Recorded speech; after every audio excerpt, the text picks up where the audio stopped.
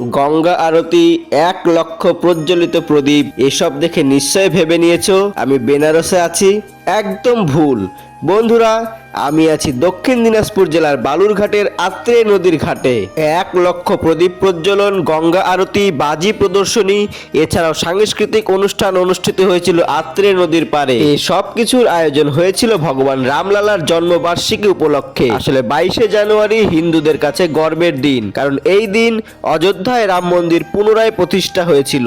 হাজার হাজার মানুষ আত্রেয় নদীর পারে জমায়েত করেছিল এই সুন্দর গঙ্গা আরতি দেখার জন্য ও নিজের হাতে প্রদীপ প্রজ্বলন করার জন্য। বেনারস থেকে আগত পুরোহিত দ্বারা গঙ্গা আরতির অপূর্ব দৃশ্য সবাই চাক্ষুষ করছিল আত্রেয় নদীর পারে দাঁড়িয়ে। আসলে শ্রী রামচন্দ্র শুধুমাত্র আমাদের ভগবান নয়, সমাজের আদর্শের প্রতীক। সত্যনিষ্ঠা, ন্যায়পরায়ণতা, কর্তব্য পরায়ণ সমন্বিত আদর্শ পুরুষ ভগবান শ্রী রামচন্দ্র আমাদের চলার পথের আদর্শ।